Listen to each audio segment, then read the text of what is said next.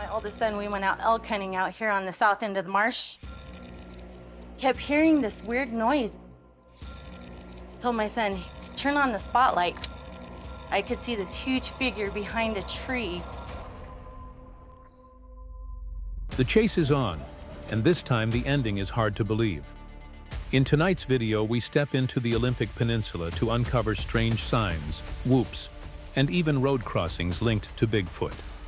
We'll examine some of the clearest photos ever claimed, and a possible juvenile filmed near Squaw Creek, Ohio. From Howler's Hill to Ontario's Whispering Woman Woods, camping trips gone wrong, and even a Florida skunk-ape encounter. Stay tuned until the end for a moment you won't forget. The forest doesn't tell. It only leaves signs. It only leaves sound. And it always leaves the question, what else walks these woods? Not every strange moment in the woods comes with an easy answer. Sometimes it's just a glimpse, a shadow, or a figure that lingers in the back of your mind long after you've left the trail. That's what happened to Tom near Howland, Ohio. He was out with his son and grandson, exploring an access road by Squaw Creek. It was supposed to be just a short stop, nothing out of the ordinary. But as they crossed a wooden bridge, Tom noticed something unusual near the rail. Something small, something the size of a child, sitting still and watching.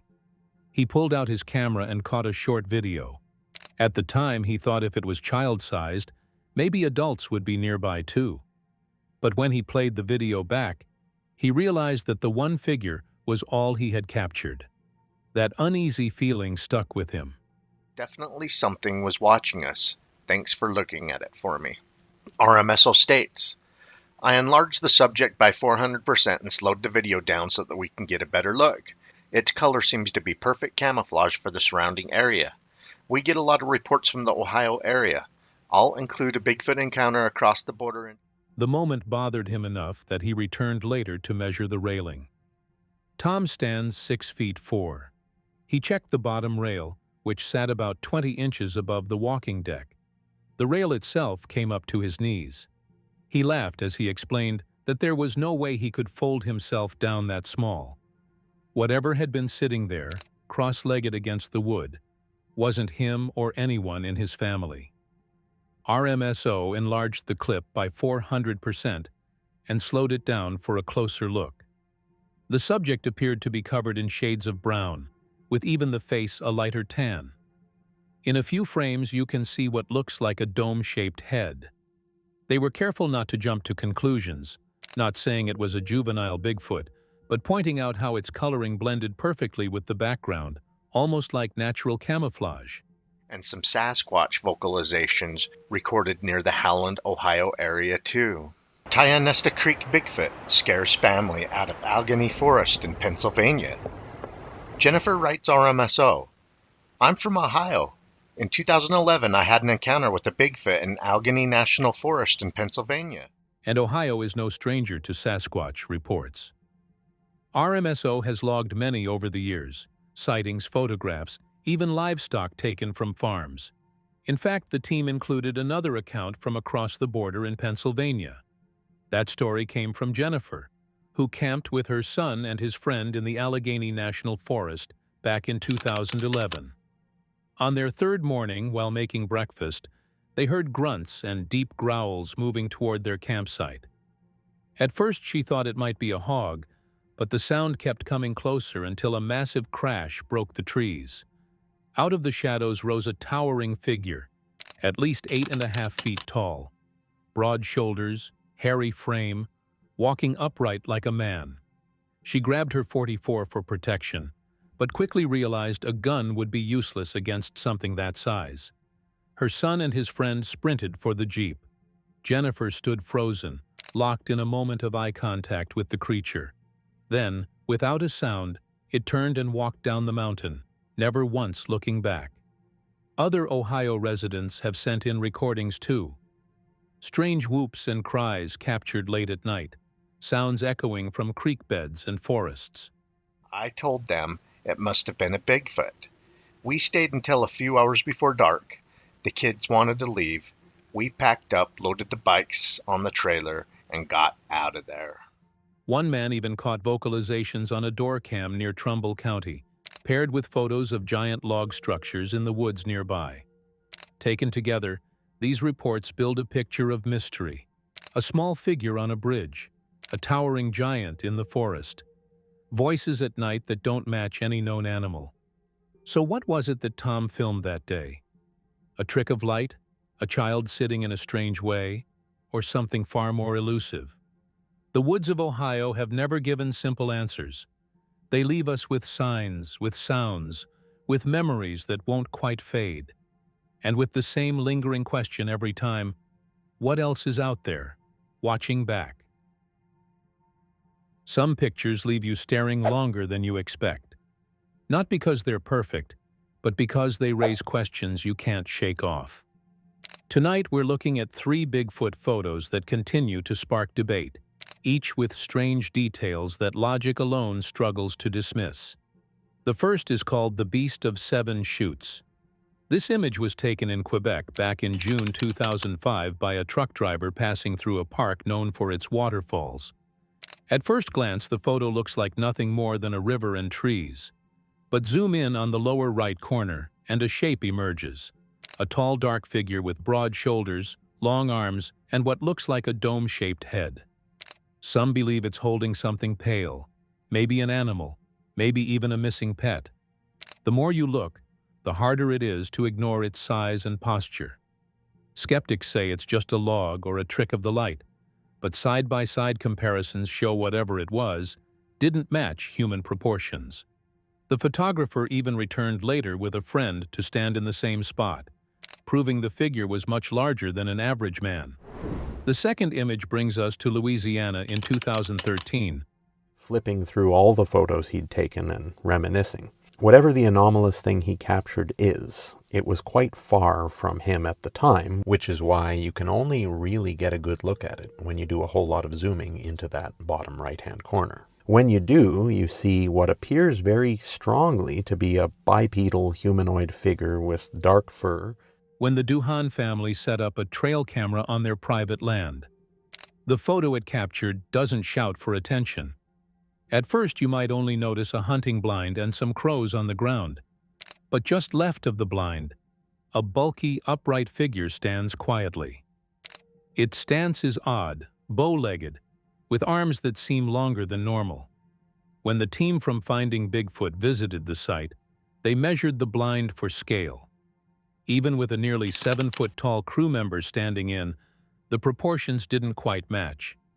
The figure in the photo looked taller, broader, and shaped in a way that didn't fit a man in a costume. Then there's the third photo, taken in Washington on Christmas Day 2009. A trail camera triggered at night captured a crouched figure near a picnic table. Its build was massive, its shoulders thick, and its back showed a vertical muscle line that's common in great apes, but not in bears. The white fur wasn't long, but thick enough to give the body a heavy outline. Taken by a motion-triggered trail camera set up by the members of Extreme Expeditions Northwest LLC. People have successfully found Sasquatch while looking for it, but it does tend to make me scrutinize things more carefully.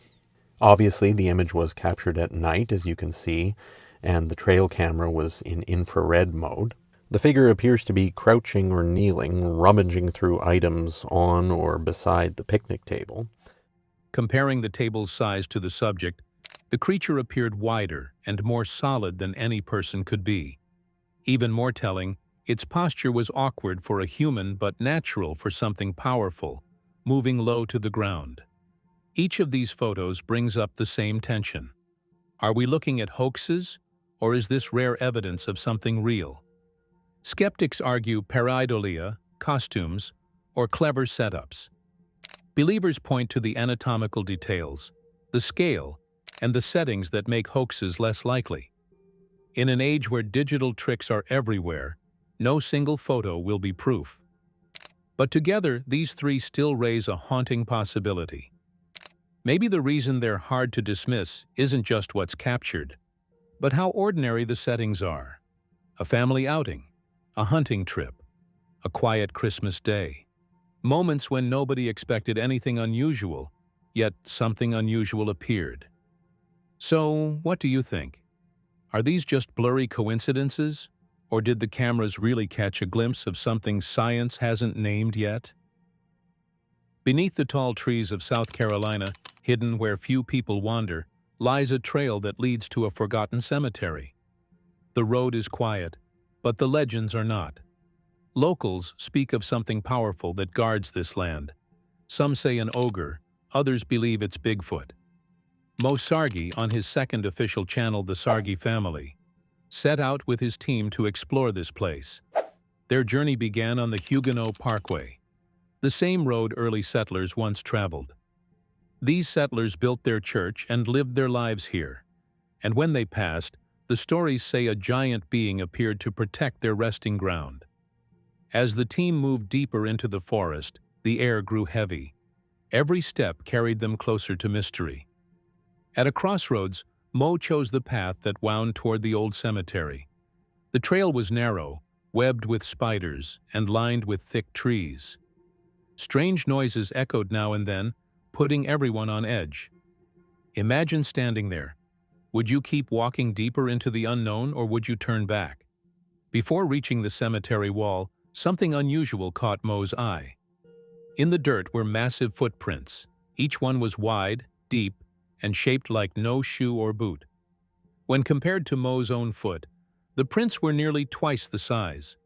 Some showed clear toe marks, others dragged with scuff patterns, as if something heavy had moved quickly. Do you believe footprints like these could belong to a bear? Or do they look more like the tracks of Bigfoot? Things we gotta look out for here. Bigfoot. Ogres. Something is definitely made of... Hey, I found a Bigfoot footstep. I swear to God. Is this a Bigfoot? Well, it just rained. Oh, dude, I'm not even joking. This is a Bigfoot.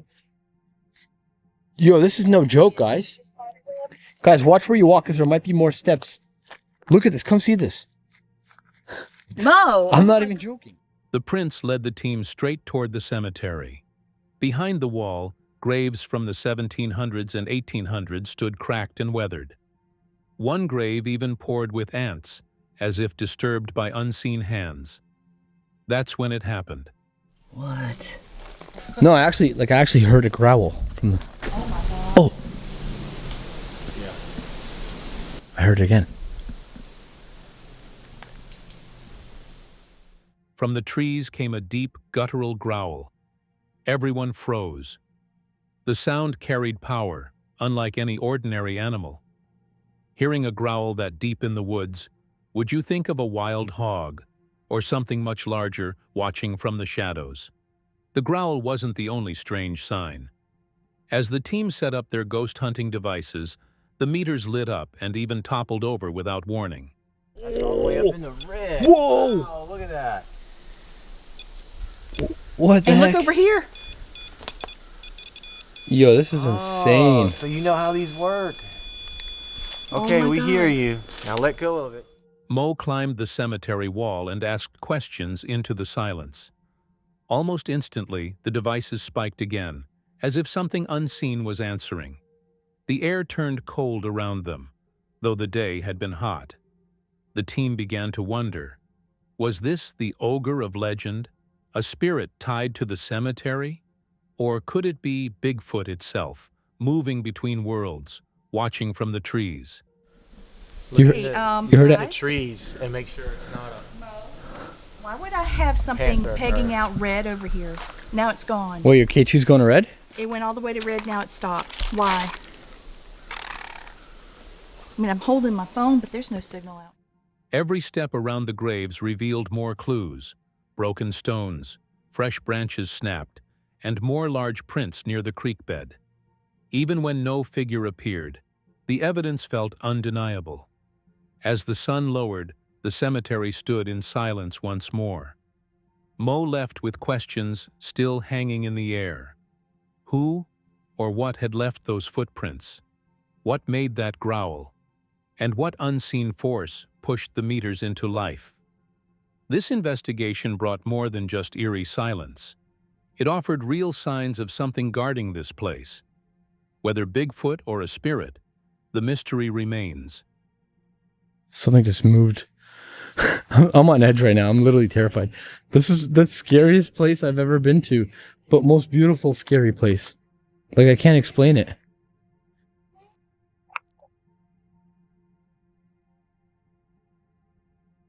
So, I mean, it makes sense that Bigfoot would be around here. There's a water source, plenty of privacy.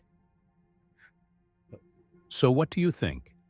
Was Mo close to capturing Bigfoot itself? Or is there truly an ancient guardian still keeping watch over the Huguenot cemetery? Have you ever wondered what happens when someone walks into the woods at night, not to camp, not to hike, but just to listen? That is what Angelo set out to do. He wasn't chasing thrills. He wasn't trying to scare himself. He wanted to spend a night in the Whispering Woman Woods, a stretch of trail in Ontario, where people say strange sounds have been heard. The place has a name that already feels heavy.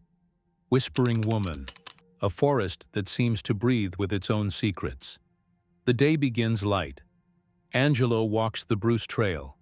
It is wide, steady, and quiet, except for the distant sound of planes crossing above. Man, I swear this area is literally just straight in line with the airport. You just constantly hear planes all the time.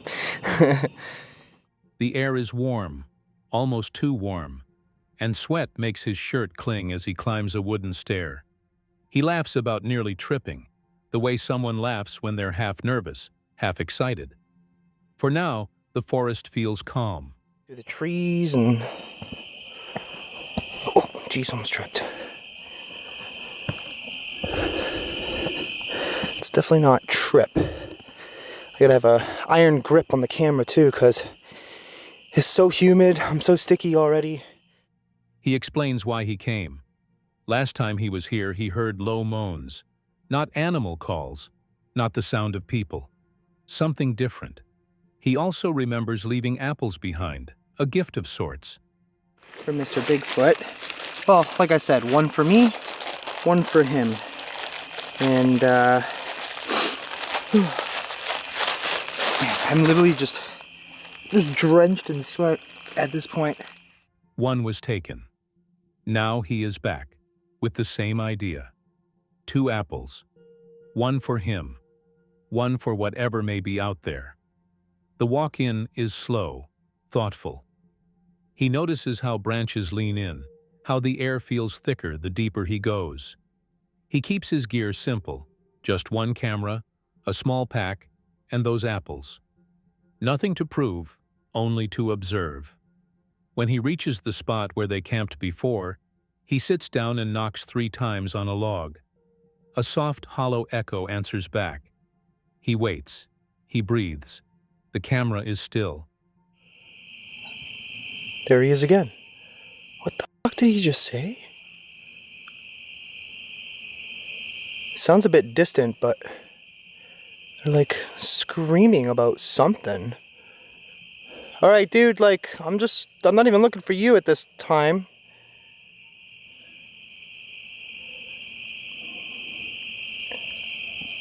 Weird. At first it feels like nothing will happen, only distant hums of planes and the normal creak of trees. Then it comes, a sound, faint but heavy. A moan carried through the woods, deep, long, not from any bird, not from a person joking in the dark. Angelo freezes. He listens hard. Another sound follows, a knock as if wood struck. Wood. His voice stays calm, but it shortens now. He speaks in small bursts, saying what he feels, saying what he hears. Something brushes near the camera. A stick shifts. The apple he set down is suddenly gone.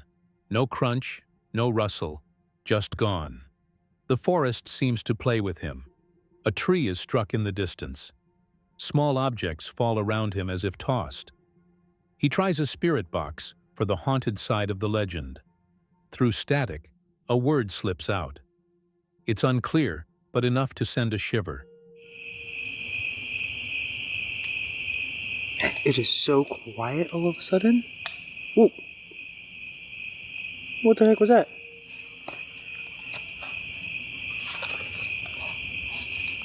Sort of something just hit the tree. Devastation.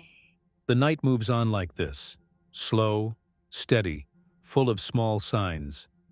Eyes reflect once in his headlamp, then vanish. A scrape moves along bark, like hands dragging wood. Every noise pulls the forest closer, as if it wants him to know he is not alone. Angelo never panics, he never shouts. He simply waits, records, and notes what he sees. His laughter fades, replaced by a thoughtful silence.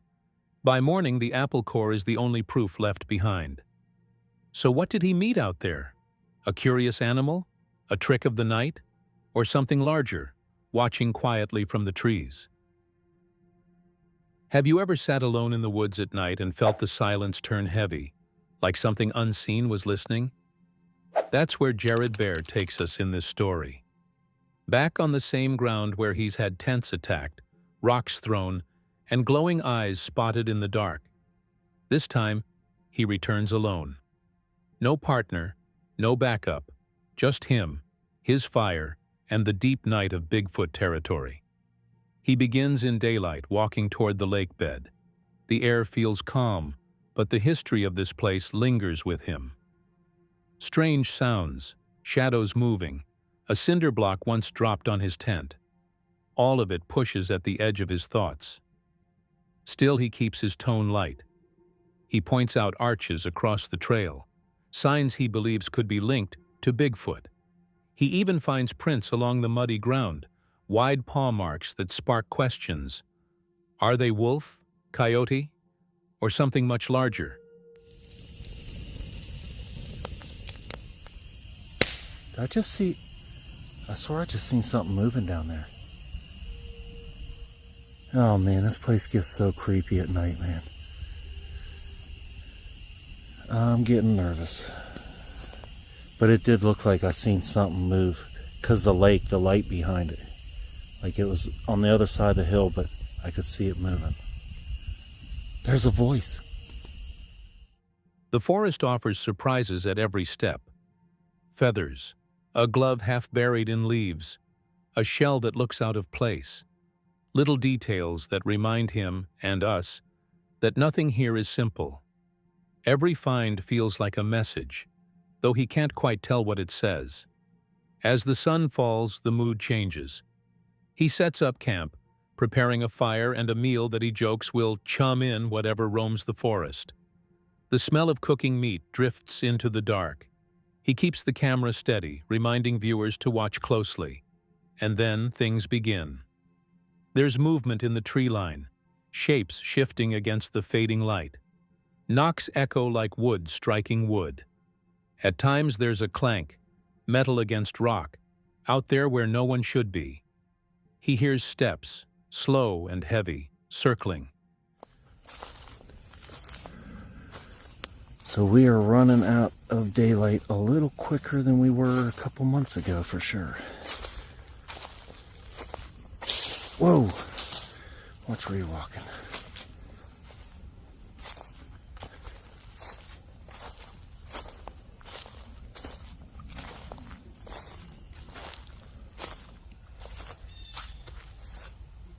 So there seems to be like a lot of action.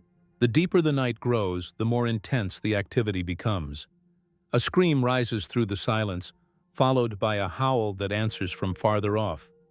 Jared's tone shifts, nerves breaking through his calm words. He admits every hair on his body is standing straight up, yet he holds the camera, whispering what he sees and hears. Eyes shine back at him from the darkness. First one set, then another, glowing, vanishing, reappearing from different spots. The firelight flickers, smoke shifts, and for a moment he feels surrounded. The eyes linger, and then a flash of light appears deep in the trees, as if someone is there with a torch or a flashlight. But he knows he is completely alone. He crawls into his tent, trying to calm himself, but the sounds continue. Knocks, whistles, a scream that jolts him all over again. His own whistle seems answered by something unseen. He stays low, quiet, listening.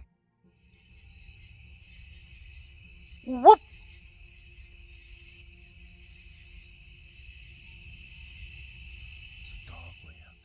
Something brushes near the tent wall, followed by a heavy thud, as if a rock or branch had been dropped just feet away.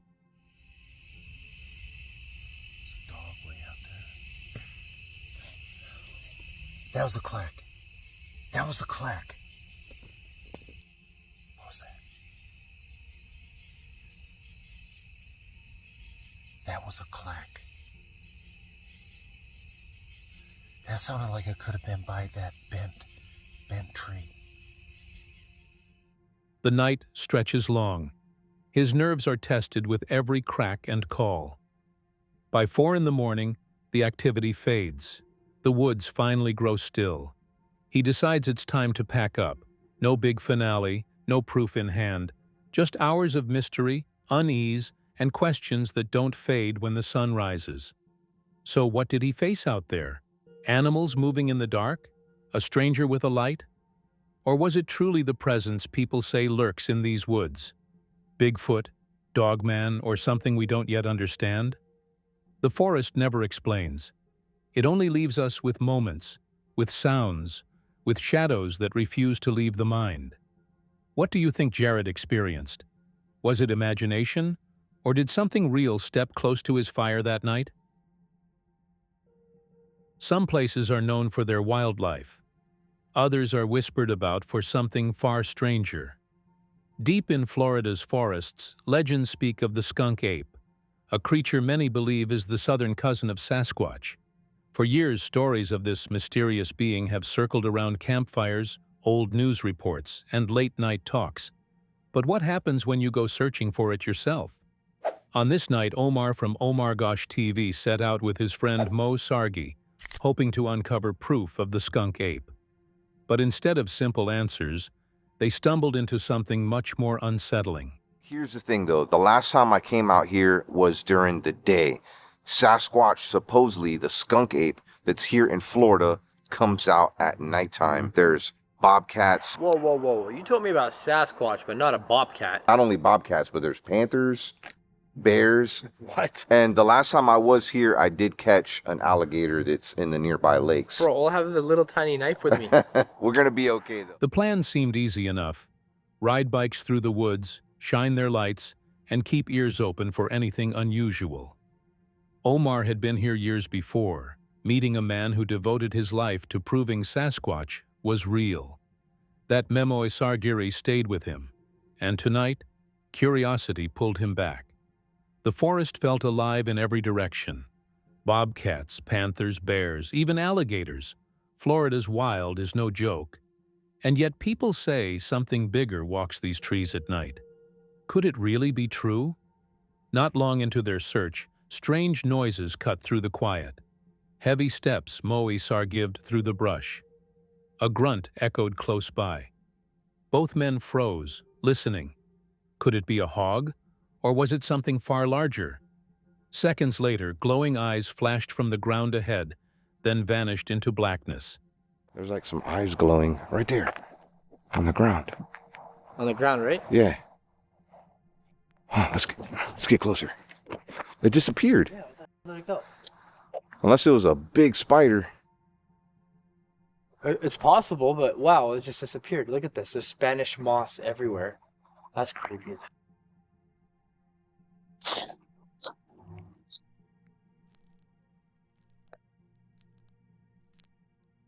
The deeper they went, the stranger things became. Scattered in the brush lay objects no one expected to find. Children's shoes, old teddy bears, a Scooby-Doo pillow, even Legos. Why were these things out here, far from any homes or campsites? Some looked weathered, as if they had been here for years. What do you think? Were they just leftovers from someone passing through? Or is there a deeper story hidden in this forest? Then came the Mo Sargiment that made both of them stop cold. Ahead in the dirt lay something pale, almost Sargist bone-like. Omar's camera caught it just as the light hit. That looks like bones.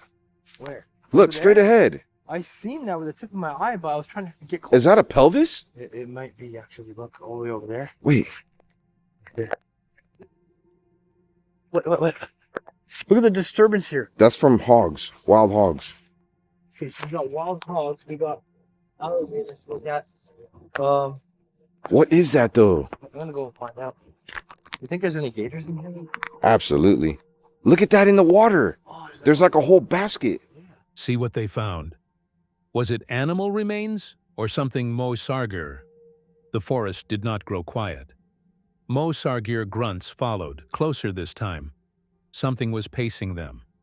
Omar admitted he wasn't afraid of Sasquatch itself. But wild boars? That was another story. And here in Florida, boars can appear without warning. As their flashlights dimmed, so did their sense of safety. One bar left, one mistake away from being lost in total darkness. The toys, boys, the noises, the flashes of light between the trees, all of it raised the same question. Were they being watched? By the end of the night, both Omar and Mo Sargi agreed they needed to return in daylight. The forest was holding its secrets close. But one thing was certain. What they found was not what they set out for. Searching for the skunk ape had led them into something far more sinister and mysterious. Here's the thing. When people are usually living out in the woods, you'll see garbage. I mean, that's garbage, but no, you see a different kind of garbage. Food garbage, things like that. It's very strange to see all these kids' toys and a kid's shoe. Bro, I'm seeing all kinds of stuff over there. Like white stuff.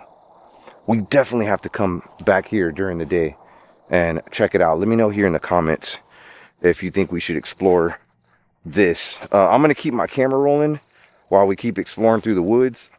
So now it's your turn. Were these signs of the Florida skunk ape? Or did Omar and Mo Sargi uncover something no one has explained? Let us know what you think. Have you ever driven a lonely road and felt the world shift, even just for a moment? The trees stay still. The air doesn't change, yet something else stirs, something bigger than the silence. A shadow moves, then disappears, leaving only the uneasy thought that you weren't alone. James lives on the Olympic Peninsula, a place rich in rivers, ridges, and deep forests. He's no stranger to the land. He fishes the salmon runs. He knows the old trails that wind through cedar groves and over mossy stones. One spring morning, he was on his way to the gym when the ordinary broke apart. The neighbors, I knew the neighbors down there, and the one neighbor wasn't even there when this happened, because I thought maybe it was them, but when I drove by, they weren't there. Now, they could have been in their vehicle. Come over this way. Oh, sorry. There's a pile of something you don't want to step in. I see that. Thanks for that. You got it. And that's fresh. Driving down Mary Clark Road, he saw something cross ahead of him, large, dark. The kind of figure that makes your stomach drop before your mind can catch up. Then, before he could even settle on what he'd seen, another, smaller figure darted beside it. Two shapes, moving quick, then gone. James didn't stop. The ground was hard, the road too firm to hold tracks. But the image stayed with him. In town, other stories echoed his own. A UPS driver recalled an afternoon when something tall crossed the road and hid behind a speed sign. A childhood friend once stumbled on a 17-inch print near a creek. He swore he felt eyes on him the whole time he stood there. Because there didn't look like a place where they would leave prints, and that was. But anyways, I saw that, and that kind of really intrigued me. And plus the fact that I had talked to the UPS, my UPS driver, who said he seen something cross the road just not far from that spot, right where all these houses are. And he said he was coming down. It was in the late afternoon, evening time, and it was in September. Back at James's property, small things began to stand out. By the river, 3 rocks suddenly appeared, touching each other as if placed with purpose. A vine maple was shoved over with no storm to explain it. And the following spring, not far from where the rocks had been, James came across an elk lying dead. Its lower jaw was broken clean, too clean. These weren't accidents. They felt like signs, subtle, unsettling signs. And I looked for other tracks and couldn't see any, but it was the left foot and it was headed right into some thick stuff. Not really huge trees, but we'll go down there and I'll show you where that is. But so that's what got me going on what I'm thinking, oh my God, they're probably right here, you know, and they are right here. And then I got I had 2 years ago, I went down to Pacific Beach for a get-together, and it was during the Memorial Day weekend. Then came the sounds. James once heard a whoop deep in the trees, sharp and rising, that froze him in place. On a 4th of July night, others described hearing loud, baboon-like calls after fireworks cracked the sky. And always, the land offered food. Salmon pushing upstream, berries ripening, elk moving through the brush. Enough to feed something large. Enough to hide a presence that doesn't want to be found. James isn't chasing fame. He doesn't push his stories. Instead, he points quietly to what's there. Tracks, nests, odd patterns. He marks a place where the details keep returning. He lets the evidence speak for itself, as if to say, the forest holds its own truth. I think it was not very far away, 200 yards. It was very distinctive, and it sounded feminine to me. And I see you doing, Shane.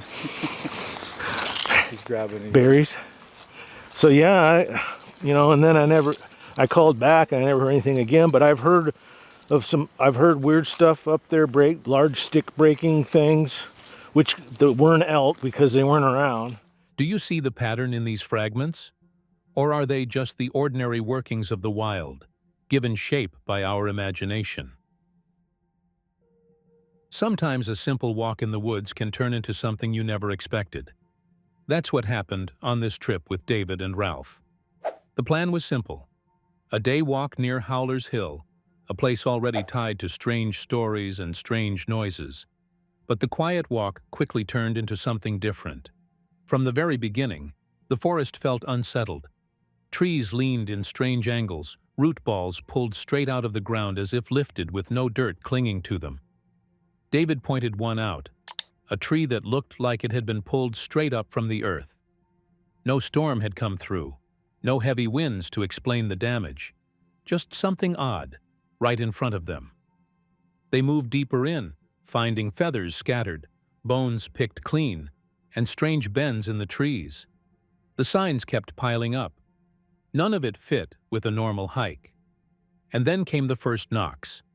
A sharp, clear sound, wood striking wood. It carried across the hollow, deep and deliberate. That was a knock. Knock back. One knock, please. Right here.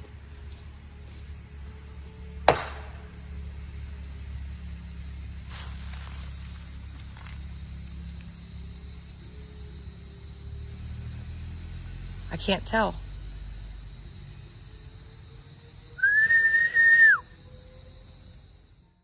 Everyone stopped.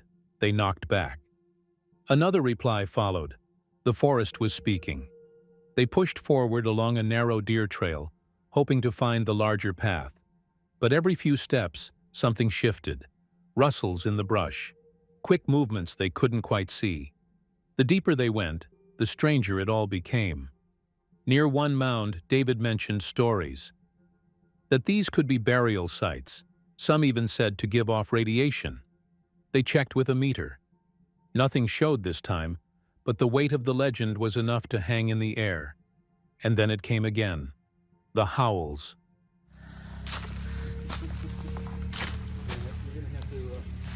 Why are they howling like that? Is that a howl? I couldn't tell if that was the plane or a howl. That wasn't a plane. That's the plane. I heard I sound like a howl. Maybe I picked it up. But see, like this mound over here, I just want to see if there's any action. Also, no red. Not even once. low, long, not a plane, not a dog, but something that rolled across the woods. One howl, then another. Each one made them pause, turn, listen harder. The kind of sound that roots you to the ground before you even know why. The woods themselves seemed to shape around them. Trees were downed in numbers too strange for such a small patch of land. Bends crossed trails, almost like barriers. Some pieces of wood looked wedged into cracks, fitted tight without any stump nearby. Things you wouldn't expect to find unless they were placed.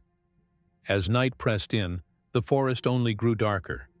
A shadow seemed to hang heavier than the fading daylight. It does. It doesn't. I don't know how to explain it. Like, it's darker. Like, I know it's getting dark, but I don't know. I don't know. It's weird. It's like a shadow's looming. Well, I don't know if it is a trail. It looks like it goes into there. And maybe that's a trail I found over there. One of them said it felt like a shadow looming, not just the evening falling. Then came the eyes. Across a stump, something glowed back at them. First a shadow, then two shapes that looked like eyes blinking. But when the light hit, there was nothing there. The camera caught the strange shift. Part shadow, part glow, something that seemed to disappear the moment it was lit. The walk ended with more questions than answers. Odd structures, strange bends, knocks that replied, howls that rose where no one else should have been, and eyes that didn't match any simple explanation. So what was it that hid across from Howler's Hill that day? An animal out of sight? A trick of the dark? Or something much older, moving just beyond reach? Like, no, you're not. Are you seeing the face next to it right there? Right. It's getting greener. Like, I thought that it was all one thing, like part shadow, part whatever those eyes are. Did it just blink? Oh, I swear it just blinked. Woohoo! Hi. The clock strikes 12:23 a.m. The dense forests of Wisconsin are cloaked in darkness, the canopy above swallowing any residual light. It's going to look for prints. Larry and I were talking about prints in the mud and wondering if prints in the mud only happen on accident. The air is thick with anticipation. As Matt Moneymaker, Bobo, and Larry Dopke, seasoned members of the Bigfoot Field Researchers Organization, BFRO, I think they may happen on purpose sometimes. Well, I don't step in mud because I don't like to have muddy feet. embark on a nocturnal expedition. Their mission to uncover evidence of the elusive Sasquatch. Armed with flashlights, recording equipment, and an unwavering determination, they delve deeper into the woods, their senses heightened with every step. They don't blink. Barefoot or not? You don't think so? They avoid mud because they don't want to leave tracks, not because they care about stepping in mud. Yeah, but on other occasions, they might purposefully leave tracks. As they navigate the uneven terrain, the trio discusses recent findings, unusual footprints, broken branches, and distant howls that defy explanation. The forest, silent yet alive, seems to watch their every move. They try to get a reaction by copying sounds they think Bigfoot might make. They laugh while trying different noises, clearly enjoying each other's company, even though it's a little scary. Remember how you used to do the yoo-hoo? Yeah. Like a real sultry, beckoning, loud yoo-hoo. First of all, yoo-hoo is not sultry, but I'll do a yoo-hoo. Well,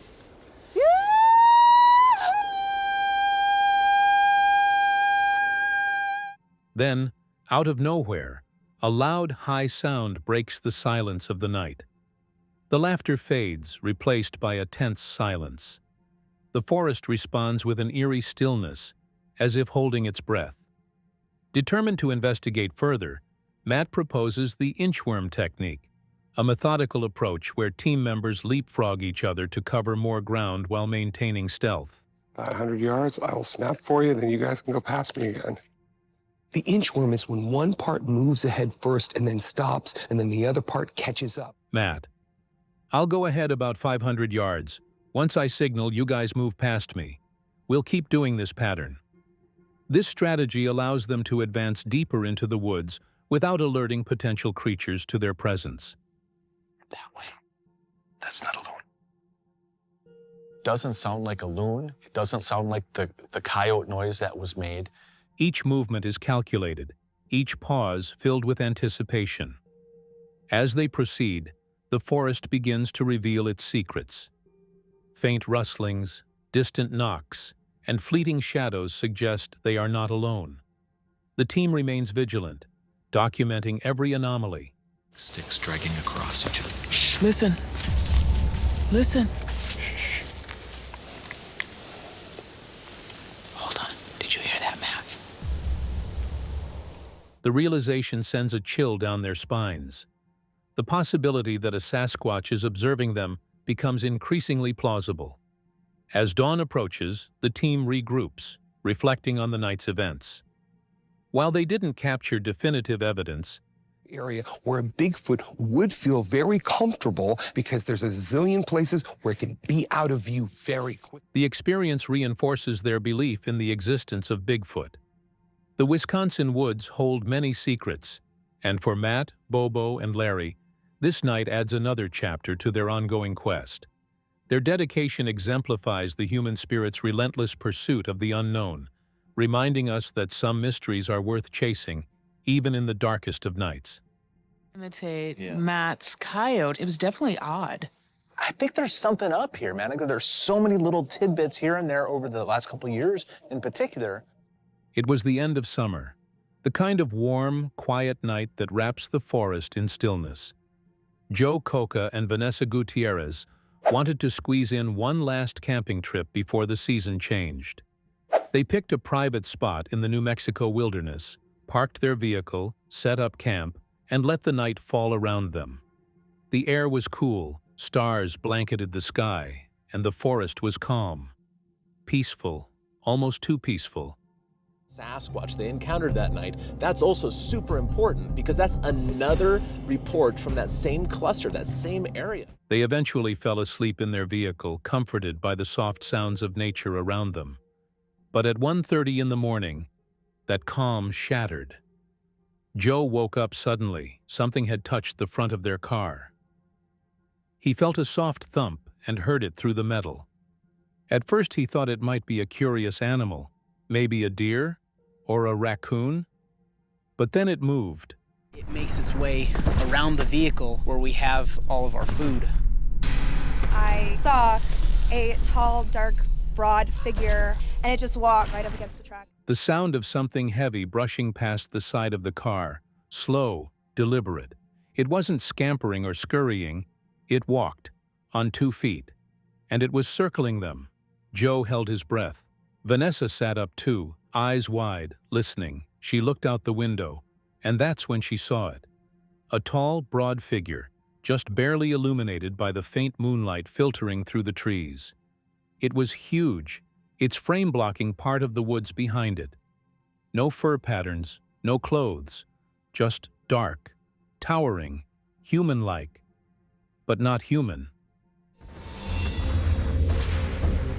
She starts crying. She says, I want to get out of here now. So I jump in the front seat and we pull out and head towards Highway 4.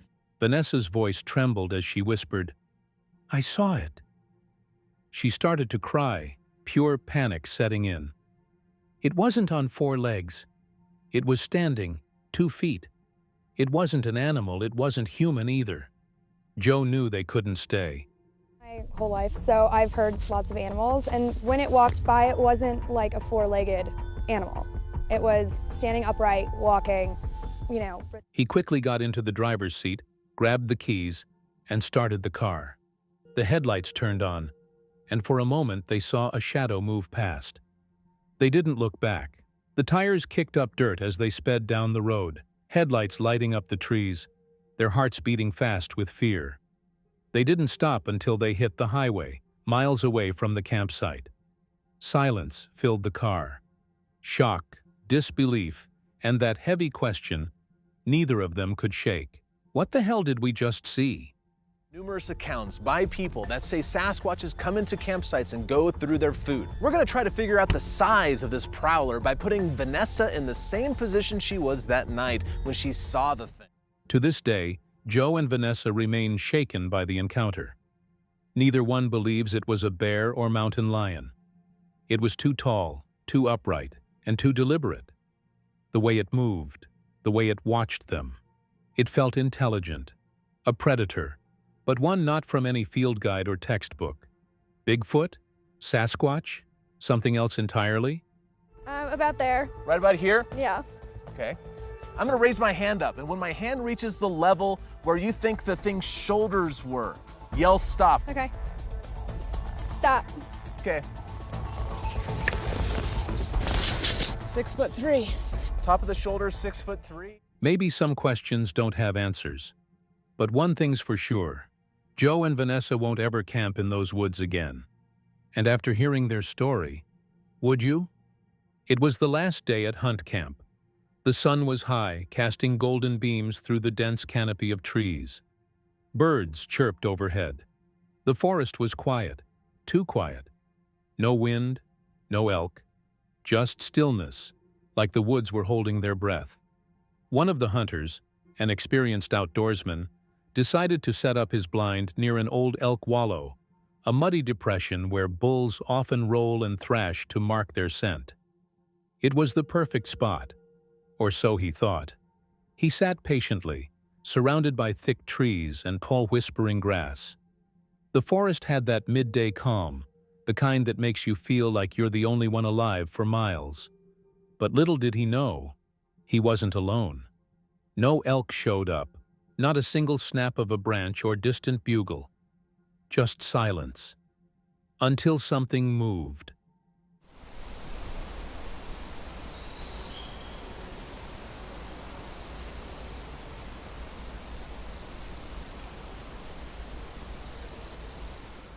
Less than 30 feet away, a massive figure stepped into view, upright, powerful, and completely out of place in the peaceful scenery.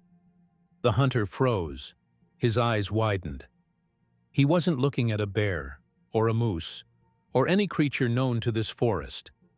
It was walking on two legs, towering, broad-shouldered, its limbs too long, its gait too smooth to be human.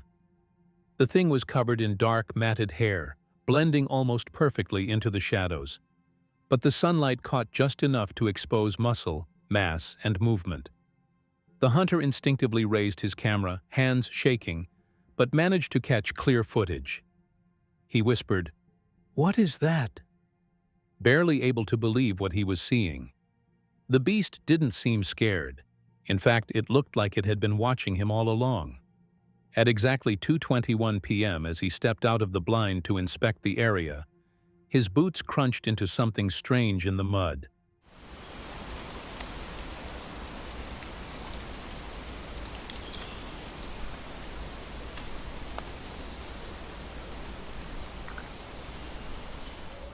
Tracks, big ones, nearly twice the size of a man's foot. Deep impressions, clear, unmistakable toes. The stride was too long to be a person faking it. His heart pounded in his chest. He crouched low, tracing the print with his finger, the size and depth sending chills up his spine. This wasn't just an encounter. It was evidence. A single question echoed in his head. Was that Bigfoot? The forest had returned to silence, but it felt different now, like something just beneath the surface was watching, waiting. He packed up slowly, eyes scanning the trees, every crack of a twig behind him making his skin crawl. He left that forest with more than just footage. He left with a story, one that blurred the line between myth and reality. And though he made it out safely, he'll never forget the moment he locked eyes with something not meant to be found. Would you? Changed. The air grew heavy. Dogs barked in the distance. Then came the sound. Heavy footsteps, steady, too deliberate to mistake for the wind or a falling branch. Something massive was out there, moving just beyond the light of their cameras. Did you hear that too? Dude, it's coming from all around us. Guys, we are literally and dude, I'm telling you, he's here. He's somewhere around here. Yo, bro, it sounds like a friggin' instrument. Hello? Bigfoot, my boy? Bro, that was heavy. Those were some heavy footsteps. God. I think we're in a lot of danger right now. Yeah, I think we're like in the middle of the place. Each step into the forest felt watched.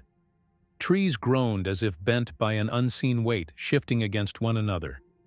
It wasn't the breeze. It was pressure, force, something pushing the woods around them. Mo admitted he couldn't prove Bigfoot was real, but the sounds were undeniable. Branches snapping, shapes moving where there should have been nothing. The forest carried its own pulse, and it was closing in on them. What would you do if you felt the woods moving against you? Second, it became nighttime. Some weird noises, like literally two giant trees were rubbing against each other in the distance. It's not windy outside. Something was pushing those trees, and I'm calling, bro, I'm literally gonna say it was those Bigfoot. Were massive trees too. Like, I've never seen Bigfoot, so I can't say if this is real or not, or if he is real or not, but I know when there's something out there, and I need you guys to stay till the end of the video. Make sure you keep your eyes wide open. Let me know if you spot anything in the distance. When they reached the small fort they had built on a past visit, it felt like shelter, a reminder they weren't strangers to these trees. But that comfort didn't last. Out of the dark, Mo caught it, a massive, pale shape flashing between the trees. It looked almost like a polar bear charging, but larger, upright, too quick for a clear view. Panic took hold. What the is that? Dude! Holy Their only defense was a couple of sticks, shaking in their hands, useless against something of that size. Could this have been the moment Bigfoot showed itself? The figure was gone as quickly as it appeared, but its presence stayed. Every sound after felt sharper. Every shadow seemed thicker. What was it? A bear? Impossible. Too white, too tall. A trick of the dark? No. It had weight. It had speed. Both men knew something had been there, something that wanted them to see. I just heard some noises. I swear I heard some noises. Yo, dude, I thought I heard. What the is that? Dude! Holy this. No, what the was that? Bro, it was a freaking. It looks like a big white thing, bro. Think that was a white bear? That looked like a bear. That looked like a fucking polar bear. The forest did not rest. Eyes glimmered between branches.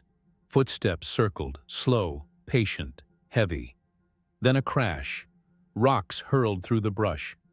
Wolves howled in the distance, and fresh tracks stamped the ground. The circle tightened. Whatever was out there was keeping them penned in. Mo whispered his disbelief, his voice low and tight, while Danny scanned the tree line. Then the charge. Mo swore it rushed them, snapping branches as it came. Can you imagine standing there, waiting to see what breaks through the dark? No, it's over there. It's over there. Oh! Go, go, go! It's coming! It's coming! It's coming! Go, go! Go, go! Go! It's coming! Oh, don't step on the ice, Danny! Danny, come back! In the scramble to escape, Danny stumbled, injuring his leg. Fear and adrenaline drove them forward, limping, scanning, desperate to reach safety.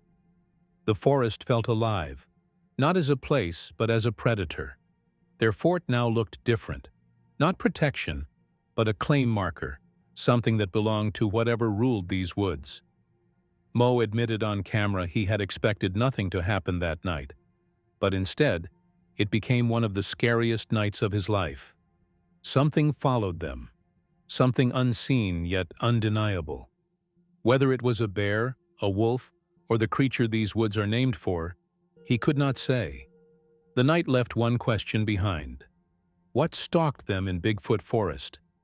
an animal hunting its ground, or a legend walking in the dark? What do you think they faced out there? Have you ever wondered why British Columbia is often called the true land of the Sasquatch? Here, mountains rise like walls, rivers cut deep through valleys, and the forests seem endless. In these wild places, people have shared stories for centuries, stories of something large, powerful, and mysterious moving through the trees. This is where the Sasquatch legend feels most alive. Not as a distant tale, but as something rooted in the land and in the people who have lived here for generations. Long before the word Bigfoot was known, British Columbia already had the name Sasquatch. The term was first made popular in the early 1900s by a man named J.W. Burns, who listened carefully to First Nations communities. They described huge, human-like beings that lived far from villages, keeping their distance but always close enough to remind people they were there. And of course, J.W. Burns, who was writing the article introducing BC's hairy giants, brought the name Sasquatch to the public mind in British Columbia. He was talking with a lot of the First Nations people there because he'd heard about this thing called the Sasquatch. Even earlier, settlers and explorers like Joseph Dunn picked up on these stories. What began as whispers in communities slowly grew into accounts that reached newspapers, magazines. By the mid-20th century, British Columbia had become the beating heart of Sasquatch research. Some of the most famous names in this field were known as the Four Horsemen of Sasquatch research: John Green, René Dahinden, Grover Krantz, and Peter Byrne. Each one had a different style, but they all left a deep mark on the subject. Green kept records and interviewed witnesses. Dahinden searched tirelessly for proof. Krantz studied bones and science. Byrne pushed for international attention. Together, they made British Columbia the starting point for serious study. The Sasquatch was not just a mystery. It was part of their living history. To them, the forest was never empty. Every sound, every shadow carried meaning. People driving late at night through Squamish tell of something crossing the road in a few powerful strides. Campers describe heavy footsteps circling their tents. Hunters speak of sudden silence in the forest, as if every bird and animal senses something watching. These are not only old stories, they are fresh, living memories carried by ordinary people. What makes British Columbia so unique is the land itself. Vast, untamed, and often unreachable, it offers shelter to creatures that could stay hidden for a lifetime. A single valley here can be larger than some entire countries. To move through it is to feel how easy it would be for something to remain unseen.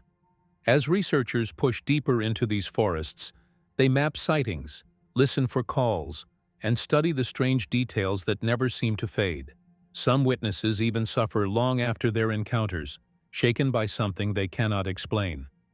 The legend of the Sasquatch is not fading here. If anything, it is growing, rooted in the past, alive in the present, and still waiting in the shadows of the British Columbia wilderness. So the question remains, in a land this vast, this wild, could the Sasquatch truly be out there? Tonight's chase leaves us wondering, was it fear, legend, or something truly massive in the dark? From Appalachia to Florida's swamps, the signs never seem to fade.